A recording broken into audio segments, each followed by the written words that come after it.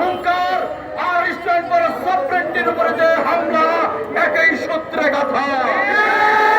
আমরা মনে করিয়ে দিতে চাই শুভেন্দু অধিকারীকে 5টা ড্রোন পাঠিয়ে বাংলাদেশকে হত্যার ষড়যন্ত্র করার চক্রান্ত দেশের মানুষের রুখে দিতে জানে। তোমরা মনে রাখবা, কোন দেশকে ড্রোন দিয়ে হারানো যায় না। আর তোমরা মনে রাখো, ভিয়েতনাম যুদ্ধ 50 বছর যুদ্ধ করেছিল পৃথিবীর সবচেয়ে ক্ষমতাধর রাষ্ট্র আমেরিকা। এই 50 বছরের যুদ্ধের ফলাফল হচ্ছে আমেরিকা হেরে গিয়েছিল। আর একটাই কারণ, ভিয়েতনামের মানুষের দেশপ্রেম ছিল, আন্তরিকতা ছিল, মানবতা ছিল।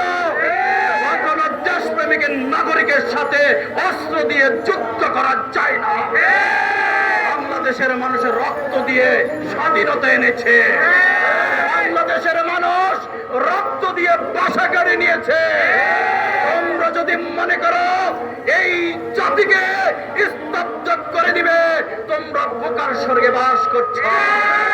ভারতে বসে কোন চক্রান্ত এদেশের মুক্তিকামী সাধারণ ছাত্র, যুবক, তরুণ প্রজন্ম মেনে নিবে না। অহংকার করে বলতে চাই, তোমাদের যদি অখণ্ডতা চাও, বাংলাদেশের সাথে সম্পর্ক ভালো রাখো, অন্যথায় তোমরা ছিন্ন বিচ্ছিন্ন হয়ে যাবে, পৃথিবীর ইতিহাস থেকে মুছে যাবে। যে জাতির রক্ত দিয়ে ভাষা কিনতে জানে, যে জাতির তরুণ প্রজন্ম 24-এর গণঅভ্যুত্থান দেখেছ, সেই আসাদ থেকে শুরু করে আবু সাইদ, সেই নূর হোসেন থেকে শুরু করে মুগ্ধ, এদেশের তরুণ প্রজন্মরা এখনো জেগে আছে।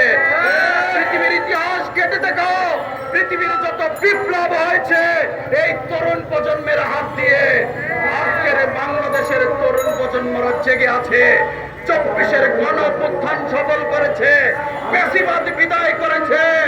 আমি অন্তর্বর্তীকালীন সরকারের উদ্দেশ্যে বলতে চাই, আপনি যখন 8 তারিখে ফ্রান্স থেকে এসে বিমানবন্দরে নেমেছিলেন, আপনি আশ্বস্ত করেছিলেন বাংলাদেশের জনগণকে, আমার উপরে আস্থা রাখেন, আমি এদেশের জনগণকে কোন ধরনের অন্যায় অত্যাচার, অন্যায় ভাবে জুলুম নির্যাতন হবে না। আমরা আপনার উপর আস্থা রাখতে চাই। আপনি পৃথিবীর একজন স্বনামধন্য, একজন আলোচিত, একজন গর্বিত মানুষ, বাংলাদেশের জন্য গর্বিত।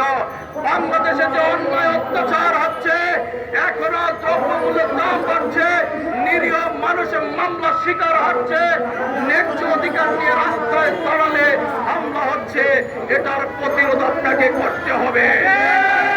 তাই এই তরুণ প্রজন্ম ইতিহাস ক্ষমা করবে না।